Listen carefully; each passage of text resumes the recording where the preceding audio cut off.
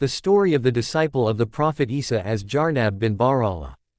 During the Caliphate of Umar, the Qadisiyah region, which included major cities in Persia, modern Iran and Iraq, was conquered, and Said bin Abi Waqqash, one of the 10 companions who were guaranteed to enter heaven during his lifetime, became his emir. After some time, Umar ordered Said to send his friend Nadla bin Muawiyah to conquer Hulwan, including other Persian territories. With 300 horsemen, Nadla laid siege to the city of Hulwan for some time so that they surrendered, declaring submission to Medina. Nadla returned to Qadisiyah with quite a lot of jizya and ghanima. On the way, they stopped at a plain under the mountains because it was time for prayer.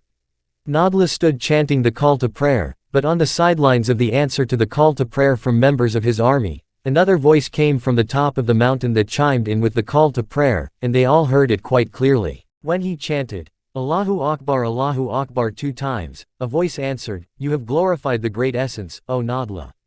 When he chanted, Ashhadu alla ilaha illallah 2 times, a voice answered, "That is a sincere sentence, O Nadla." When he chanted, Ashhadu anna Muhammadar Rasulullah 2 times, a voice answered, "O Nadla, he, Prophet Muhammad, is the person Prophet Jesus told us." When he chanted, Hayya, Alash Shola 2 times, a voice answered, "Really lucky people who do it Istikoma." When he recited, Hayya, Alal Fala 2 times, a voice answered, "It is very lucky for those who fulfill the invitation of the Prophet Muhammad, it is a guarantee for the Ummah of Muhammad."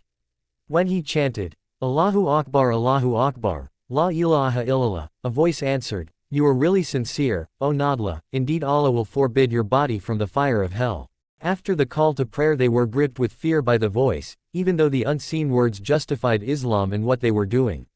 So Nadla, as the leader of the troop, said, "O servant of Allah, who are you? May Allah always bestow His mercy on you. Are you an angel, a jinn, or another servant of Allah? You have made your voice heard to us, so show us your body shape.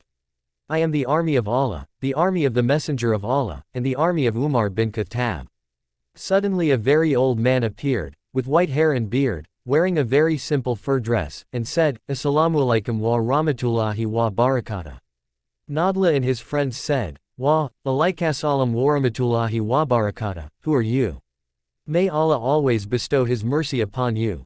The old man said, "I am Jarnab bin Barallah, a disciple in person who was trusted by Prophet Isa. I was placed on this mountain and prayed for Prophet Jesus to live long until the time he came down to earth again from the sky."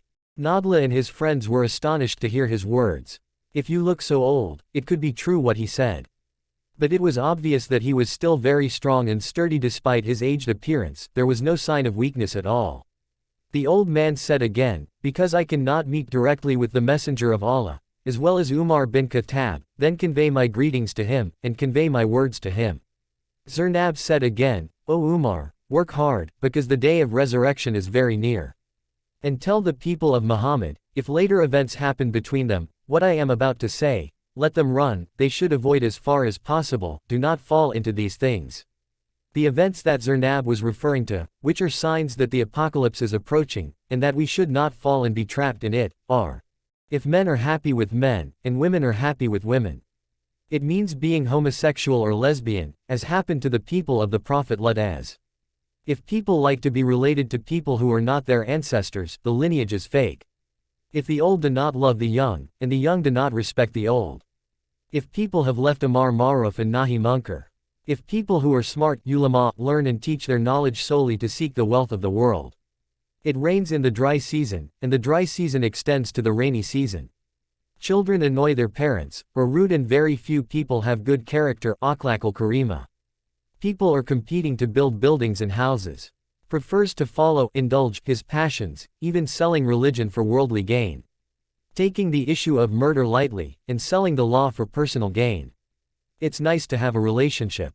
Decorate the manuscripts, Al-Quran, and beautify the mosques. Bribes and usury are spread everywhere.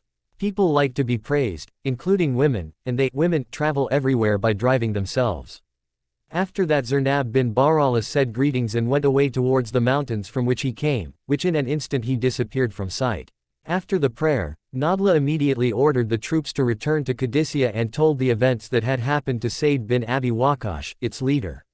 Said was very interested in the message or advice given by Jarnab, which seemed very similar to the message or teaching of the Prophet Muhammad about the signs of the end times he had heard.